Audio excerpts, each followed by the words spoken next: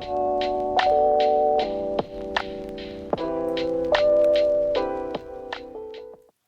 everybody, welcome to Psych Student Reacts. In this series, I react to TikTok videos related to mental health.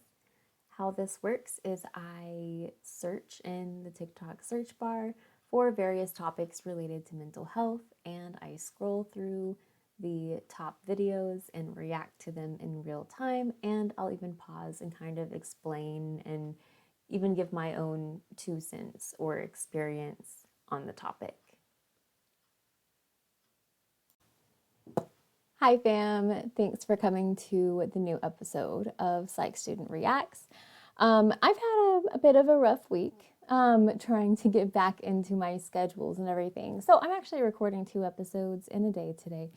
It's gonna be a lot of fun, but that's y'all won't be able to notice because this is gonna come out as 2 different episodes. So for those who weren't here in the last episode, I was preparing to go to my graduation for my master's degree in psychology. That went great. I had an amazing time. I went to Arizona for graduation, and I was not expecting to love it as much as I did. But yeah, so here we are. I'm back and recording some new content to, be able to share with you guys. So for this episode, I decided I wanted to focus on personality disorders. And so that's what we're going to kind of just venture through TikTok and see basically what kind of, trends that we are basically seeing on TikTok. Sorry, as I make a couple of changes to the thing here. I'm trying to figure this out. Okay. Wait a minute. There we go. That's better. I wanted to make sure that the taskbar would go away. Yep, and it did. Okay, so here we are. I think I may have a personality disorder, but I don't know which one. I mean, I hear a lot about BPD and NPD on this app, but I don't know. Well, a lot of people don't know this, but there are actually 10 personality disorders. Oh, wow. Can you tell me about them? Sure thing, Timmy, and I'll describe them all in one sentence. Great, but my name's not Timmy. Timmy, the first thing to understand is that personality disorders are a deeply ingrained pattern of behavior and thought process that's extreme and problematic in the context of one's culture. Oh my, I never knew that. Personality disorders are broken down into 3 clusters. The first, cluster A, is characterized by eccentric or odd behaviors. Paranoid personality disorders, where folks have a pattern of extreme distrust and view other people's motives as a little bit sus. Folks with schizoid personality disorder display an almost complete detachment from social relationships and a limited emotional expression. Folks with schizotypal personality disorder have a severe discomfort with close relationships. They also possess a lot of odd beliefs and display some eccentric behaviors. What about the rest? Cluster B personality disorders are defined by a lack of emotional and behavioral control. First, antisocial personality disorder, which is a general disregard for the rights of others, often accompanied by criminal behavior.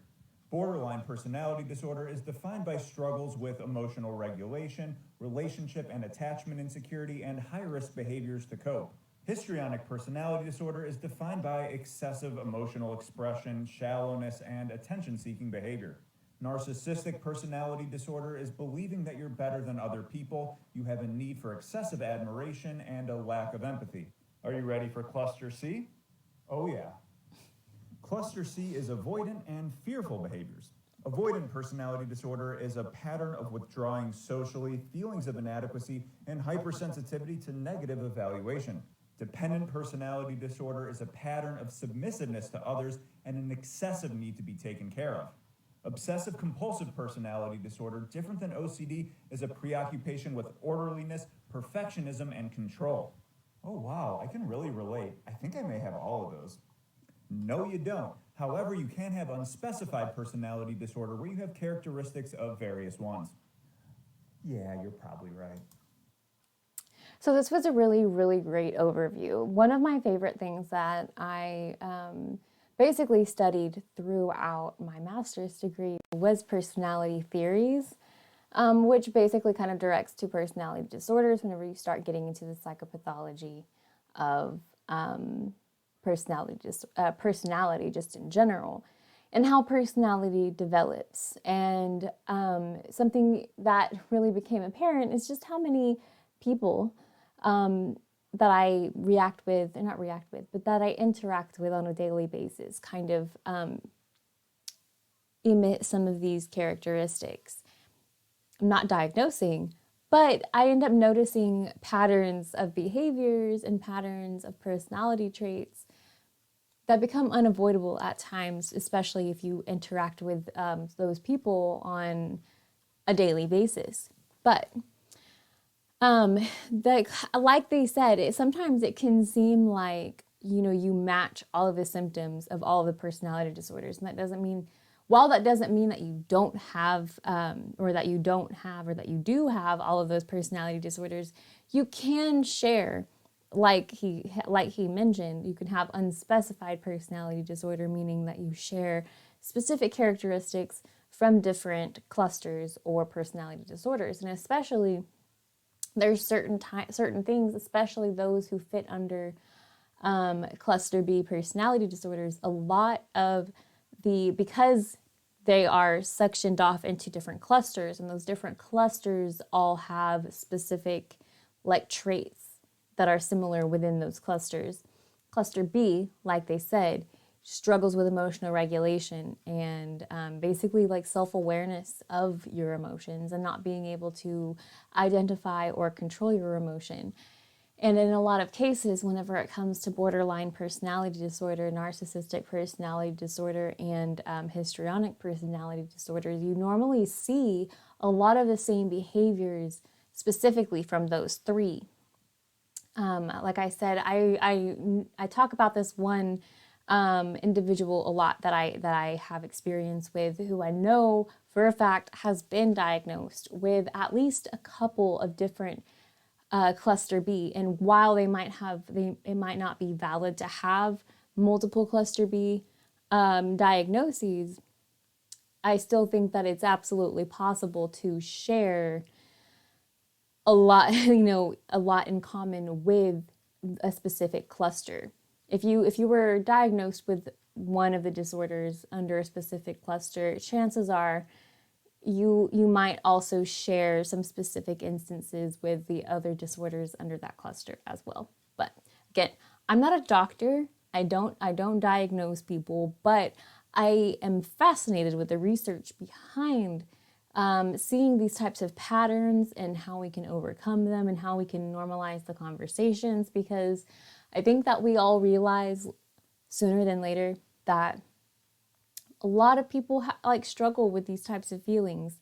It's not a one-off chance. It's not that only 1% of people, struggle with emotional instability. It's a lot more normal than we think. We need to kind of just digress from diagnosing and just understanding that you might struggle with this disorder at one point in your life, and that it can be overcome, it can be managed. We can all function normally. It's possible. Here are 6 quiet signs that you may have borderline personality disorder. Number 1, you always have a favorite person, and if that person decides to hang out with other people or do an activity that doesn't involve you, then you can become very jealous. Which leads me on to my next point. Number 2, you have an intense fear of abandonment, so much so that you have very intense and short-lived relationships because you often push people away and then pull them back in a matter of moments.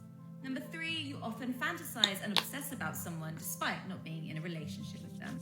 Number 4, you're prone to self-hatred, which can lead you to having suicidal thoughts. And you can also have a very exaggerated sense of self. This confidence that you display is actually a mask to hide your insecurities. Number 5, you are passive-aggressive and struggle to self-regulate your emotions. And last but not least, number 6, you are incredibly impulsive and regularly engage in activities such as binge eating, drugs, gambling, overspending, and even having unprotected sex with strangers. There are actually 4 distinct types of borderline personality disorder. If you would like to know more, please follow me because I'll be doing some more content about this soon. Okay, so before I go in more into this TikTok, I want to make sure to note that this is one of the dangerous things about social media, and especially the mental health TikTok. You start seeing, and these people do it with good intention. You know, they do it to bring awareness and to basically let people know, like, hey, if you feel like you're feeling any sort of way like this, you should probably seek a doctor, get their opinion, and see if that's like actually the case. The issue is, especially as I see the comments here, this top comment says, I probably don't have it, but I feel so called out right now. And, it can be dangerous to make certain things like this. And some people will just automatically assume, be like, oh, I have borderline personality disorder. And then they start going around telling people that they have borderline personality disorder. Whenever there are a lot of people who struggle with the disorder, and they struggle to the point where it literally is debilitating. They can't function in their lives. They can't, it's a lot more than the way that a lot of other people can make it seem. And that can be insensitive. That can be triggering, and it can be traumatic to some. And in those cases, so that's why I think that in these certain cases, whenever you come through TikToks like this and you feel like it's calling you out, then maybe instead of taking the advice from the TikTok, just go to the doctor. Tell them don't tell them that you saw something on TikTok, because depending on who your doctor is, then they're probably not going to hear you out. But you can come to them with your worries and, tell them, I feel like this, I feel like this, I feel like this, I'm worried that it could be this. And the doctor should be able to point you in the right direction. If you don't have a psychiatrist and you want to be evaluated by a psychiatrist, then your PCP should be able to send you into the right direction. But definitely make sure that if you're questioning the fact whether you might have a personality disorder or not, please, please, please just go to a professional, have them evaluate you, have them help you get on the right track. Okay, let's restart this so I can go through it step by step. Here are 6 quiet signs that you may have borderline personality disorder. Number 1, you always have a favorite person, and if that person decides to hang out with other people or do an activity that doesn't involve you, then you can become very jealous. Which leads... Yeah, the favorite person. So let me go ahead and start with my own little experience in this. When I first found out about what borderline personality disorder was, I used to think that borderline personality disorder and bipolar disorder were the same thing, and obviously they're not. They're two completely different schools of thought. So the development of a personality disorder, and especially borderline personality disorder, there's specific etiology that goes into it, and especially in the development. I mean, there's a reason why most personality disorders aren't diagnosed until you're 18, or at least into your young adulthood, because our personalities are constantly developing. Even into adulthood, our personalities are changing and developing, and we're learning things about ourselves as we get older. But yeah, so whenever I was a child, I used to always have one friend. I was that kid that I always had best friends, but I was never anybody else's best friend. I was a little too weird, I guess. But, and yeah, which leads into what she was saying next about we have an intense fear of abandonment. Whenever that friend ends up deciding to go and spend the night with their other friends or go and hang out with their other friends, then you feel abandoned, you feel hurt, forgotten, etc. Me on to my next point. Number 2, you have an intense fear of abandonment, so much so that you have very intense and short-lived relationships because you often push people away and then pull them back in a matter of moments. Number 3, you often fantasize and obsess about someone despite not being in a relationship. And then this can also be another thing, especially that something that I'd seen, I looked back at a lot of my previous behaviors, especially during studying psychology. There's a lot of times that not even really studying, just studying psychology, but there's a lot of therapeutic practices that if you've ever been through therapy, then they implore you to explore your past, and kind of look back at it with like an external view. So it helps you be able to separate any potential trauma and helps you be able to make better sense of it. And then things that you probably couldn't make sense before start to make more sense now, especially since you're able to look at it from like an extrinsic perspective. So, whenever you romantically fantasize and obsess about people, and it doesn't even have to be romantically, like it can be, it goes back and it relates to the favorite person ordeal. So, like you always have a favorite person. Usually this favorite person is someone that you idolize and you put on a pedestal, and they're the best thing that could have ever happened to you, and you're nothing without them, et cetera, et cetera. And then it reverts back to that step 2 again, where there's that intense fear of abandonment. So then if that person decides to go and hang out with somebody else, you're left feeling abandoned, like there's something wrong with you. Number 4, you're prone to self-hatred, which can... And then that leads right into the self-hatred with the suicidal ideation. Self-hatred, it goes a lot more. It's deeper than self-hatred, and it's not even necessarily self-hatred, but you have such a lack of self-worth. Whenever you idolize your best friend or that favorite person, you idolize them so much, it all connects. You idolize this person so much, you put them on a pedestal, they're your favorite person, everything is perfect whenever you're with them. As soon as they decide that they want to spend some time alone, or they want to go hang out with somebody else, they want to spend some time elsewhere just to get some space, then automatically you feel like something's wrong with you. You feel abandoned. It's the end of the world to you. You feel like something is wrong with you, like you did something wrong. And all of a sudden you start blaming yourself, you start self-deprecating, and then leads to self-harming behaviors and self-destructive behaviors, which will usually end up in either like an overdose, substance abuse, or use and abuse. It just depends on the extent. And then and like alcohol. So there's a lot of, that's why there's a lot of correlation between suicide attempts, suicide rates, and people with borderline personality disorder. And a lot of the times it's an accidental overdose. It's an accidental suicide whenever somebody ended, and if it's because they had borderline personality disorder, it's not because they were trying to kill themselves. They were trying to numb the pain, and in doing so caused death, sadly, like unfortunately. And it sucks that that's why there's such a weird, there's some weird stigmas when it comes to suicide and borderline personality disorder, or really just anybody with a mental health disorder. And it's just so much more, and it goes so much deeper than just like, oh, like this person's doing it for attention, or this person is just doing this because, they want pity, et cetera, et cetera. Like it has nothing to do with that. And lead you to having suicidal thoughts. And you can also have a very exaggerated sense of self. This confidence that you display is actually a mask to hide your insecurities. Number 5, you are passive aggressive and struggle. So yeah, the passive aggression, that's more related to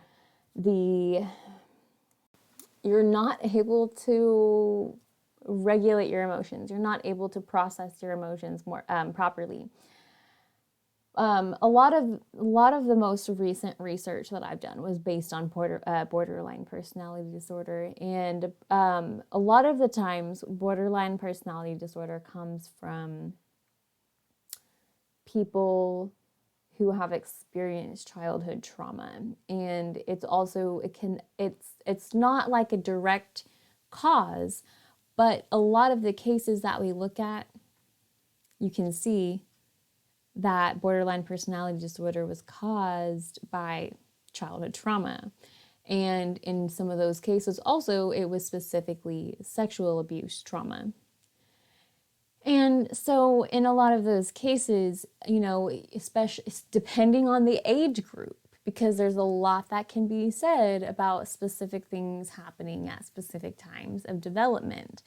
If something happened to you when you were a baby, that has deeper implications into your personality than, say, trauma that happened to you in your teen years. It's not saying, sorry, my phone started going off and it scared me.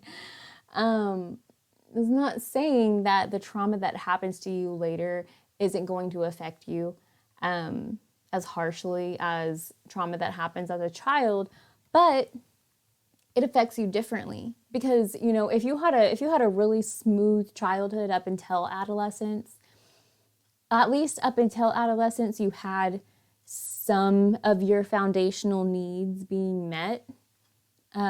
Whereas, like, from the very beginning, you know, your basic foundational needs were probably not being met. So there's a lot of different implications that have to do with those schools of thought. Let's move on to the last stage. To self-regulate your emotions. And last but not least, number 6, you are incredibly impulsive and regularly engage in activities such as... And then, yes, the impulsive behavior. So borderline personality disorder usually happens, like I said, you're so emotional, there's so much emotional instability, you're not sure how to properly process your emotions or how to regulate your emotions. So that leads you to committing impulsive acts, impulsive behaviors. You know, you'll just instinctively take certain medications that you know will make you just fall asleep because you don't want to have to deal with the emotion, or you don't know. It's not even a matter of you don't want to deal with the emotion. It's a matter of you don't know how to deal with the emotion. You don't, because people might have teased you for letting go of your emotions. People might have teased you for crying too much, so you don't want to just let it out, or, you know, and so on and so forth. Like, there's so many different things that play into the reasons why people do impulsive behaviors. But let's do one more video and then we'll close out this episode.